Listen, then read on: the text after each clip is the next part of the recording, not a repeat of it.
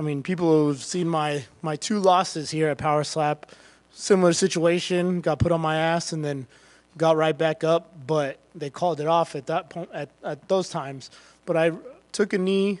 I just took my time. I waited for that 8 count, and then as soon as I heard the 8, got right up, and I was good. You kind of had the mouthpiece hanging out, so you seemed like you were with it. You know, I know you were buzzed, but I mean, you were composed enough to, you know, hold your mouthpiece and everything. So how bad was it? Was it one of the worst ones, or was it? He got me pretty good, I'll say. I mean, it was up there with the top ones. So he got me really good. I just took my time to recover, and I got my composure.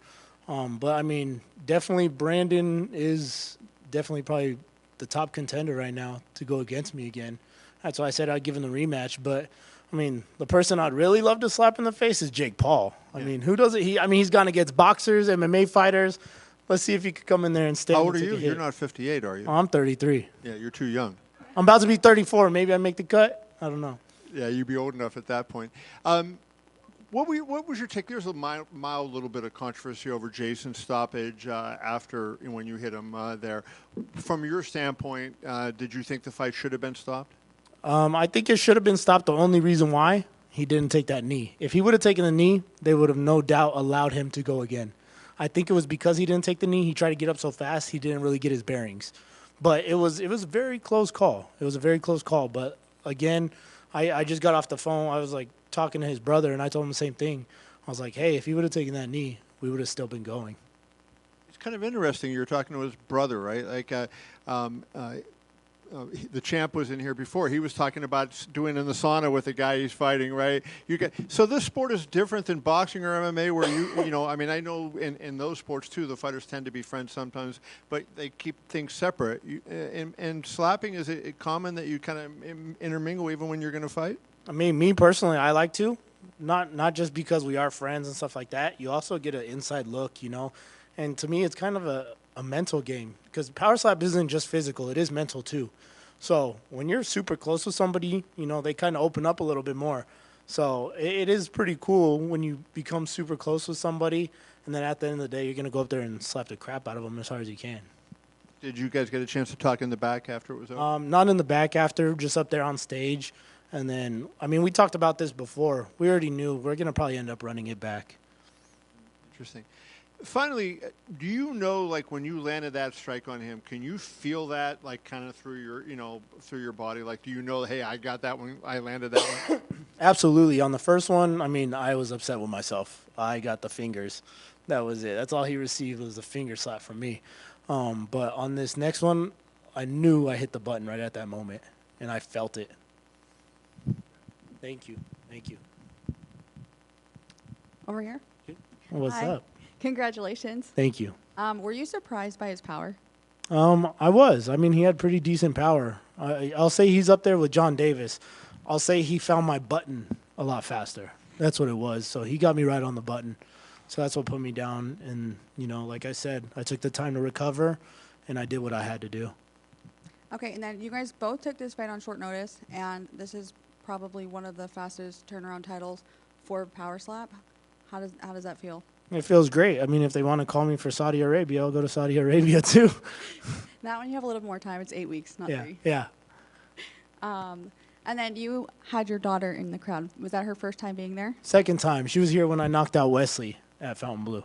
Okay. Yeah. And then you and Brandon had a bet. Do you know what shoes you're going to pick out? Oh, I already know. Okay, and then, you know, this is your first title defense, and are you hoping the organization brings it to Puerto Rico one day? Oh, absolutely. If they go to Puerto Rico, obviously I got to be on the main card. I got to be the main event. Yeah. So let's make that happen. Well, congratulations and thank you.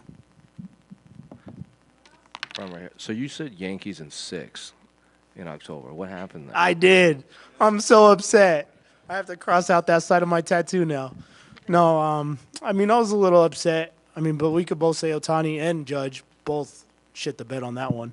They both didn't perform there, but obviously Dodgers ended up being the better team.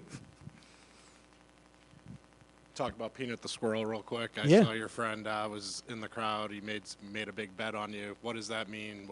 Does that provide extra motivation when you see people are wagering their hard-earned dollars on you to win a fight? Oh, absolutely. I mean, that right there, it was heartfelt to me. I didn't even think about, the bet and stuff like that. I've been following Peanut and Mark and all them for a long time on TikTok. I remember my daughter showing me a video, and I was like, oh, I followed them right off the bat. And then when I got to meet them yesterday and they got to come, I mean, it was so awesome because I did work at an animal rescue before, and I was telling Mark, and we actually had a good conversation about that. And, I mean, with everything that they went through and with the government overstepping their boundaries like that, I mean, I was 100% on board, and I definitely had their back. So tonight, I knocked out the butcher for Peanut and Fred. Isaih, hola. We're at. All right. What's up, man? Por acá. Oye, para los nuevos fans hispanohablantes que... I'm the only Puerto Rican that doesn't speak Spanish. Oh, sorry. I was told you spoke Spanish. Sorry. I'm the only Puerto Rican that doesn't speak Spanish. It's sad. You could blame my dad for that. Okay. He wanted to have adult conversations, so I couldn't understand. All right. Just a quick question. What's the most difficult thing about being a power slapper? To be honest, the anticipation for the match. Nothing else. There's no nerves. It's just the anticipation to get up there and just knock that person out or take the hit. I knew I was getting hit first tonight, and I knew I was just going to have to brace and just take it. That's honestly the hardest thing. Is just the anticipation leading up to the fight. All right. And why should new people watch this? New people should definitely watch this because, I mean, everybody knows they usually watch UFC or boxing for knockouts now. People used to watch Mike Tyson hoping for a knockout.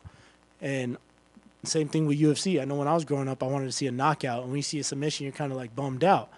But now you have the instant gratification for a knockout. And you don't have to sit there and watch matches for, 4 or 5 rounds. You'll see a knockout within a few seconds.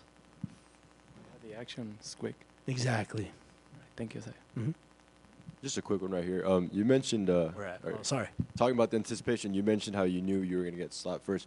Do you think as a champion, you guys should have the right to pick the strike or defend the strike first? I think the coin flip is fair. I mean, even before I was doing this with Power Slap, I was doing it in another event, and they always did coin flips. So coin toss is definitely fair. But, I mean, some people who do lose the coin toss, they'll feel defeated right away. But for me, I get super excited. It gives me that adrenaline, So I get hit, I know I'm going to fire right back. You guys good? All right. Thank you, guys. Thank you, everybody.